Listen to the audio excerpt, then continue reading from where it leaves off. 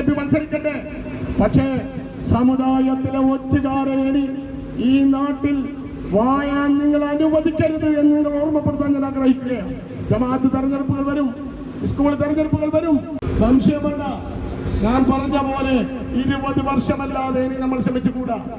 നേർക്ക് നേരെ പാർട്ടിയുമായി വരട്ടെ, നിലപാട് വരട്ടെ. ഒട്ടാൻ വരുന്ന പോത്തിനോട് വേദബോധിയിട്ട് കാര്യമില്ല. അതേ നാണയത്തിൽ തിരിച്ചടിക്കാൻ നിങ്ങൾക്കാവണം. ഞങ്ങൾ അംഗീകരിക്കുന്നു. ഇനി ഞങ്ങളില്ല മക്കളെ, നിങ്ങൾ പോല്ല. കാരണം അറിയോ, നിങ്ങളിത് മതിയാക്കാൻ കൊണ്ടില്ല. ഇപ്പൊ പറയുന്ന ഇനിയിപ്പോ പ്രകടനമൊന്ന്. പണ്ട് കണക്ക് മാഷ് മരിച്ച ഒരു കഥയുണ്ട്. കണക്ക് മാഷ് മരിച്ചപ്പോ പറഞ്ഞു ഞങ്ങളെ കണക്ക് മാഷ് ഇപ്പൊ സാധാരണ മരണ വീട്ടിൽ ബന്ധുക്കൾ വിളിക്കും, മക്കൾ വിളിക്കും. അപ്പൊ അയാൾ പറഞ്ഞു മോനെ എന്ന് പറഞ്ഞ പോലെ ഇവന്റെയൊക്കെ പരാജയം.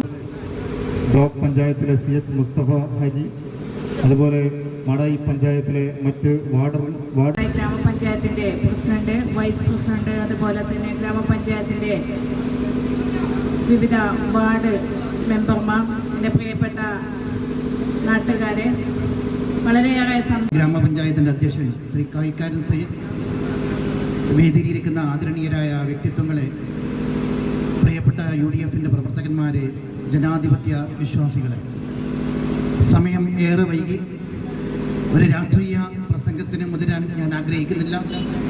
എങ്കിലും 2 വാക്ക്. നമുക്കെല്ലാവർക്കും അറിയാം തദ്ദേശ ഭരണ തെരഞ്ഞെടുപ്പിൻ്റെ പ്രാധാന്യം. നമ്മുടെ നാടിന് ഒരു വലിയ വിജയം സമ്മാനിക്കാൻ നമുക്ക് സാധിച്ചു. അതാണ് ഇന്ന് നമ്മുടെ മാടായി അനുഭവിക്കുന്ന ഏറ്റവും വലിയ സന്തോഷം. നമുക്കറിയാം മാത്രമാണ് ഇവിടെ ഐക്യജനാധിപത്യ മുന്നണിയെ തകർക്കാൻ ശ്രമിച്ചിട്ടുള്ളത്. എന്നാൽ ആ ശ്രമം ഒരു വേള ചക്ക വീണ് ഒരു മുയൽ കിട്ടിയെന്ന് പറഞ്ഞതുപോലെ ഒരു വേള നമുക്ക് കാലിടറിയപ്പോൾ, കാൽ ചുവട്ടിൽ അടിയറു വെക്കുന്ന ഒരു സാഹചര്യം വന്നപ്പോൾ, ഈ നാട് വലിയ അപകടത്തിലാണ് എന്ന് നമ്മുടെ ഈ സമൂഹം തിരിച്ചറിഞ്ഞപ്പോൾ, ഈ നാട്ടിന്റെ വിജയം മാത്രമാണ്.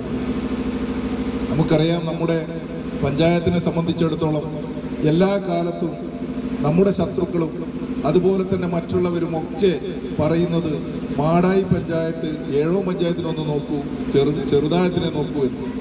സത്യത്തിൽ നമ്മുടെ പ്രവർത്തകർ ആരും തന്നെ ഇന്ന് വരെ ചെറുതാഴ് പഞ്ചായത്തിനെയും ഏഴോ പഞ്ചായത്തിനെയും പഠിച്ചിട്ടില്ല എന്നുള്ളതിൻ്റെ ഏറ്റവും വലിയ ഉദാഹരണമാണ് അവരൊക്കെ നമ്മളെ ഈ ആക്രോശിക്കുന്നത്.